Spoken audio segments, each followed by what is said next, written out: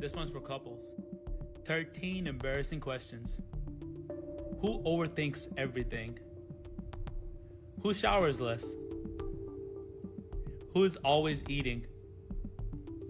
Who has a nicer butt? Who is more possessive? Who drools more? Who is a better driver? Who curses more? Who always sleeps in? Who is always on their phone? Who has the worst singing voice? Who takes the most selfies? I felt she should have got more. These words echoed to the Richland County courtroom as family members watched Taylor Wardlaw finally admit what she had hidden for so long. Before the judge stood not a grieving girlfriend who had organized searches for her missing boyfriend, but a woman who had taken his life and then crafted an elaborate deception to hide the truth. In December 2021, Columbia, South Carolina became the backdrop for a story of jealousy, deception, and ultimately murder. One that reveals how effectively people can wear masks to conceal their darkest actions. The most disturbing aspect wasn't just the crime itself, but what followed. A performance so convincing that an entire community rallied behind a woman who already knew exactly where her missing boyfriend could be found. December 22nd, 2021. A crisp winter morning in Columbia finds dozens of concerned citizens gathered in a local park. They hold missing person flyers featuring the face of 26-year-old Terrell Sims. At the center of this community effort stands Taylor Wardlaw, visibly distressed as she organizes search parties and pleads for information about her missing boyfriend. If anyone has seen him or knows anything, please come forward. Wardlaw tells the gathered volunteers, her voice breaking. His 4 children need their father come home. The missing person case quickly captured local media attention. Wardlaw made multiple television appearances, coordinated with local authorities, organized search efforts throughout the city, and maintained a constant public presence. To all watching, she embodied the image of a desperate girlfriend determined to find her partner. Local news covered the story extensively. Tonight, the search continues for 26-year-old Terrell Sims, last seen leaving his Columbia apartment on Monday evening, reported one anchor. His girlfriend, Taylor Wardlaw, says his disappearance is completely out of character, especially given his close relationship with his children. But there was one critical detail Taylor Wardlaw concealed from everyone present that morning. Fuck y'all talking about? Oh, yeah, the fuck. Oh, what? What? You want some ones? I want all of it, give it. Terrell Sims wasn't missing. He was already dead, and Taylor Wardlaw had killed him. Terrell Sims was known to friends and family as a devoted father trying to navigate co-parenting 4 children while managing a complex relationship. At just 26 years old, he balanced work responsibilities with his commitment to his children's futures. Those who knew him described a young man who, despite past struggles, was working to create stability for his children's future. He loved those kids more than anything, one family member later told reporters. Everything he did was about making a better life for them. His childhood friends described him as someone who had made mistakes but was determined to grow beyond them. Terrell wasn't perfect, said one longtime friend, but he was really trying to do better, especially since becoming a father. That's what makes this whole thing so tragic. His path wasn't without obstacles. Court records show Sims wore an ankle monitor stemming from a previous domestic incident. Yet those close to him insisted he was committed to moving forward positively, focused on work and fatherhood. The sudden disappearance seemed completely out of character for someone so connected to his children. He would never just walk away from those kids, his mother would later say during court proceedings. Anyone who knew Terrell knew that. What no one realized during those early search efforts was that 2 days before reporting him missing, Wardlaw had shot Sims multiple times during a heated argument in their home. Rather than calling for help, she initiated what investigators would later describe as one of the most calculated cover-ups they'd encountered in years. If you're finding this case as fascinating as I do, take a moment to hit that like button. Your support helps more people discover these important stories that contain valuable lessons about human psychology and the warning signs we often miss.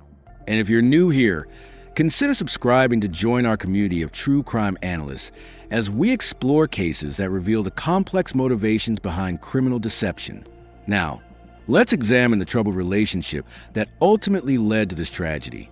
The relationship between Taylor Wardlaw and Terrell Sims followed a pattern familiar to experts in domestic violence. What began with affection gradually transformed into something more troubling, a relationship characterized by jealousy, control, and increasing volatility. By 2020, their relationship had developed clear warning signs. Witnesses described Wardlaw's increasing need to monitor Sims's movements. She demanded access to his phone, questioned his whereabouts constantly, and showed intense emotional reactions when she suspected interactions with other women. She wanted to know where he was every minute, explained a cousin of Sims in statements to investigators. If he took too long at the store, she would send dozens of texts accusing him of cheating. Friends observed how Wardlaw would check Sims's phone when he wasn't looking, tracking his calls, messages, and social media interactions. She was obsessed with the idea he was talking to other women. One friend later told police. It didn't matter how many times he proved he wasn't. She just couldn't let it go. This high-pressure dynamic created an environment where conflict became routine. Their arguments frequently escalated beyond verbal disagreements, with neighbors reporting heated exchanges that often spilled outside their apartment. You could hear them arguing through the walls, recalled one neighbor. It wasn't just once in a while, it was constant. In late 2020, during Wardlaw's pregnancy, tensions peaked when she reported that Sims had threatened her during an argument.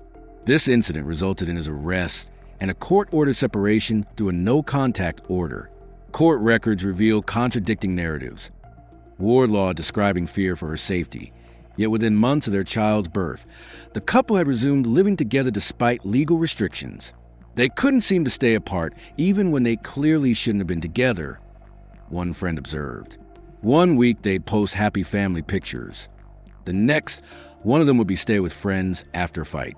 By mid-2021, their relationship had settled into a destructive pattern. Wardlaw maintained strict oversight of Sims's communications, while simultaneously developing another relationship that Sims knew nothing about.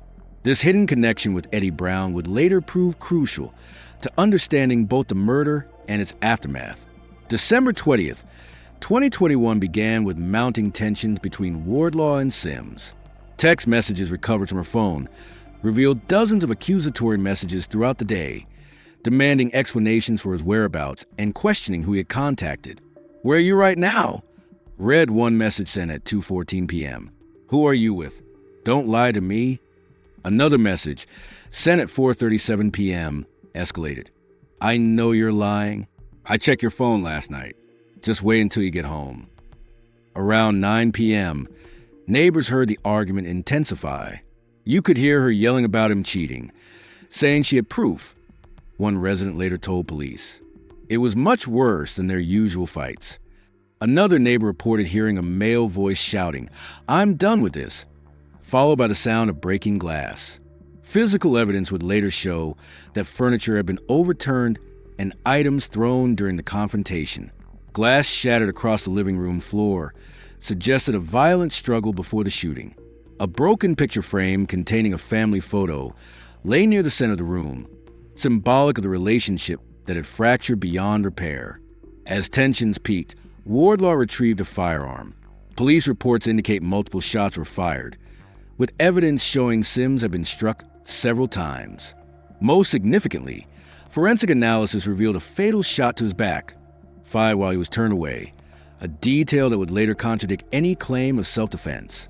The medical examiner's report would document 3 gunshot wounds, one to the shoulder, one to the upper arm, and the fatal shot to the back that penetrated Sims's lung and heart. The trajectory of the bullets indicated he was moving away from the shooter when at least 2 of the shots were fired. In the silence that followed, Wardlaw faced a pivotal choice that revealed much about her mindset. Instead of calling emergency services, phone records show she immediately contacted Eddie Brown at 9:47 p.m. This call introduced another layer to the case. Brown wasn't merely a friend Wardlaw turned to in crisis. He was her boyfriend, a relationship she maintained while still living with Sims. The 6-minute call, as documented in phone records, will be the first of 17 exchanges between Wardlaw and Brown over the next 3 hours. Brown arrived at the residence approximately 40 minutes after shooting. Security footage from a neighboring property captured his vehicle pulling into the driveway at 10:17 p.m. He remained inside for approximately 2 hours and 17 minutes. What transpired during this time demonstrated remarkable calculation under pressure. Instead of reporting the incident, Wardlaw and Brown developed a strategy to remove evidence and conceal the murder. They wrapped Sims's body in a bedsheet and transported it using a rental car Brown had obtained earlier that day, a detail suggesting either preparation or quick thinking amid crisis. The rental car, a black 2021 Nissan Altima, was later found to contain blood evidence matching Sims's DNA despite attempts to clean the vehicle. A bullet hole discovered in the car's hood during forensic examination provided additional physical evidence linking the vehicle to the crime. Together, they transported Sims's body to a creek area outside Columbia, a location isolated enough to delay discovery, yet accessible enough for quick disposal. Cell phone tower data would later place both of their phones in this area between 11:42 p.m. and 12:17 a.m. Near this site, they discarded Sims's ankle monitor, which had been required to wear following the previous domestic incident. By early morning on December 21st, Wardlaw and Brown had returned to her residence where they spent hours removing bloodstains, discarding evidence, and constructing the narrative that would become her missing person report. Store receipts later showed Brown purchased cleaning supplies at a 24-hour store at 1:42 a.m., hydrogen peroxide, bleach, and multiple cleaning tools. What makes this case particularly troubling isn't just the violence, but the calculated nature of what followed. Within hours of taking Sims's life, Wardlaw was already laying groundwork for an elaborate deception that would continue for nearly 2 weeks. If you're as stunned by the calculated nature of this cover-up as I am, now's the perfect time to hit subscribe and enable notifications. We're about to explore the psychological aspects of how Wardlaw managed to deceive an entire community, including law enforcement. Leave a comment sharing what you find most shocking about this story. I read every comment and often incorporate your insights into future videos. Let's continue uncovering how this deception unfolded. On December 22nd, 2 days after the murder, Wardlaw walked into the Columbia Police Department to file a missing person report. The statement she provided claimed Sims had left their home after an argument and hadn't returned or contacted anyone. A carefully constructed narrative designed to deflect suspicion. In her statement, she described him as wearing clothing that investigators would later determine had been disposed of along with his body. She provided officers with lists of his friends who might know his whereabouts, individuals she had not actually contacted before filing the report. He was wearing a black hoodie and gray sweatpants. Her statement read, "He just walked out during our argument, and that's the last I saw him." What made her deception particularly effective was her apparent willingness to assist the investigation. She volunteered Sims's phone records, provided photographs for missing person flyers, and appeared genuinely distressed when speaking with officers. She was crying, seemed completely devastated.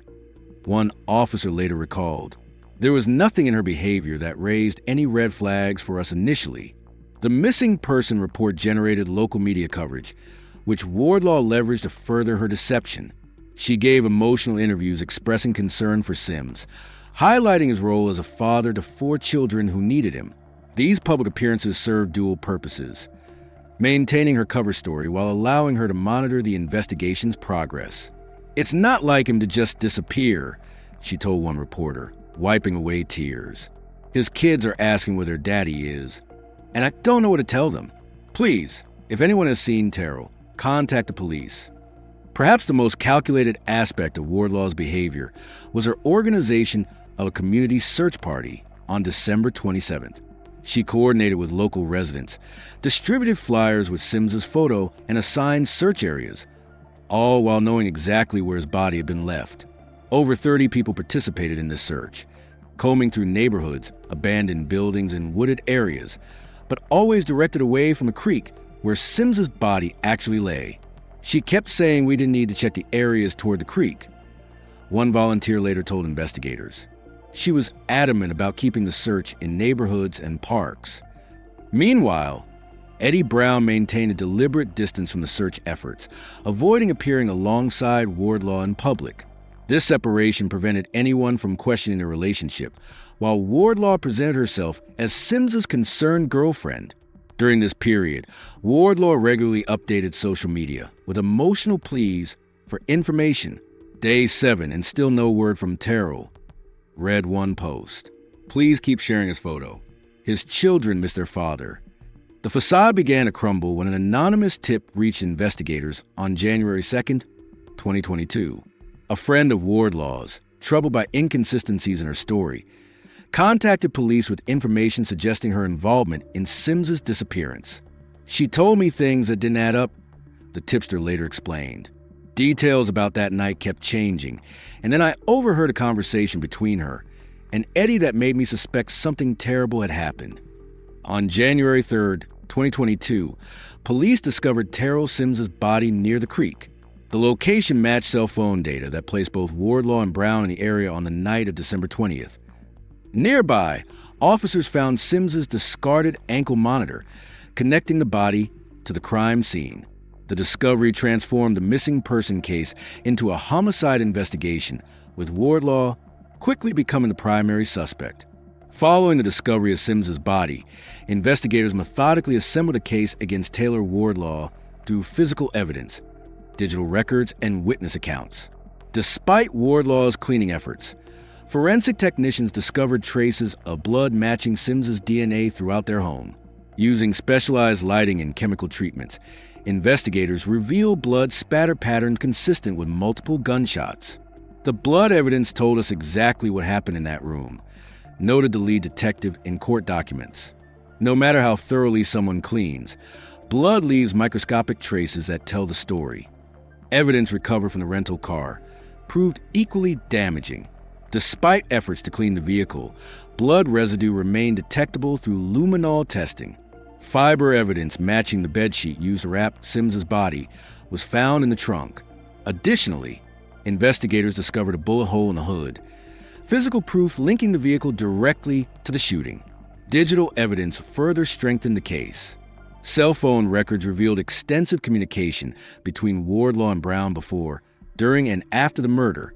Location data placed both phones at Wardlaw's residence during the shooting, then traveling together to the creek where Sims's body was found, and finally returning to Wardlaw's home. Text messages recovered from their devices documented their relationship and contained discussions about Wardlaw's jealousy regarding Sims. Messages exchanged after December 20th showed coordination of their stories and explicit mentions of cleaning supplies and evidence removal. "Make sure you get everything out of the car," read one message sent from Wardlaw to Brown on December 21st. "And remember what we agreed to say if anyone asks." Witness testimony accelerated the investigation. A neighbor reported hearing the argument escalate on December 20th, followed by sounds consistent with gunshots. Friends came forward with accounts of Wardlaw's controlling behavior and frequent accusations against Sims. The anonymous tip proved particularly valuable. This witness revealed that Wardlaw had shared details about the shooting and subsequent cover-up, providing information only someone with knowledge of the crime could have known. The investigation reached its definitive turning point when forensic analysis of Sims's wounds revealed the fatal shot to his back.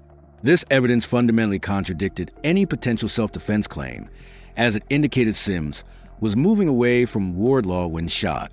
By early March 2022, investigators had compiled a comprehensive case against both Wardlaw and Brown, painting a clear picture of domestic homicide followed by a calculated attempt to mislead investigators and the public. On March 3rd, 2024, more than 2 years after Terrell Sims was killed, Taylor Wardlaw stood before a judge in the Richland County Courthouse. After extensive legal preparations and facing overwhelming evidence, she entered a guilty plea on the first day of her scheduled trial. Wardlaw pleaded guilty to voluntary manslaughter, avoiding a full trial that would have exposed additional details about the murder and cover-up. The plea agreement included the dismissal of additional firearm charges that could have extended her sentence substantially. The judge sentenced her to 20 years in state prison, a substantial punishment that nevertheless generated mixed reactions from those connected to the case. During victim impact statements, Sims's mother spoke directly to Wardlaw about the devastation caused not only by her son's death, but by the weeks of deception that followed. "You took my son from his children, then pretended to help find him," she stated in court, her voice steady despite her grief. "The pain wasn't just his death, but the lies you told while we searched for him. You watched us suffer, knowing the truth all along." Several family members expressed frustration that the plea agreement removed potential additional charges related to evidence tampering and obstruction of justice. They pointed to the calculated nature of the cover-up as deserving additional punishment beyond the manslaughter conviction. "She should have got life," one family member told reporters outside the courtroom. "Our brother was trying to leave her. He didn't want to be with her anymore, and she just couldn't accept it." Eddie Brown's case remains ongoing, with prosecutors pursuing charges related to accessory after the fact and evidence tampering. His involvement demonstrates how secondary participants can become entangled in escalating criminal behavior. The Sims-Wardlaw case exemplifies how multiple opportunities for intervention were missed. Their relationship included numerous identifiable risk factors for lethal violence that appeared long before the murder. The most notable missed opportunity came after the 2020 domestic violence incident. Despite a court-ordered separation, the couple resumed living together with minimal oversight or intervention. The legal system, having documented their volatile relationship, did not provide adequate follow-up or enforcement of protective measures initially put in place. Friends and family members later acknowledged seeing concerning patterns, but feeling powerless to intervene effectively. Several reported witnessing controlling behaviors, excessive jealousy, and verbal confrontations that hinted at the potential for violence. For domestic violence prevention advocates, this case highlights how the pathway to lethal violence often includes recognizable warning stages. The pronounced jealousy, obsessive monitoring, and repeated cycles of conflict followed by reconciliation all represented known risk factors that went unaddressed. The case has prompted local officials to review how domestic violence cases are monitored after initial court interventions. Particular attention has focused on improving enforcement of no-contact orders and developing better assessment tools to identify high-risk situations before they escalate to violence. If you found value in this analysis of the Taylor Wardlaw case, please take a moment to share this video with someone who might learn from it. Recognizing the warning signs of potentially dangerous relationships could save lives. Your subscription and engagement help us continue bringing attention to these important stories. Until next time, stay safe and stay aware.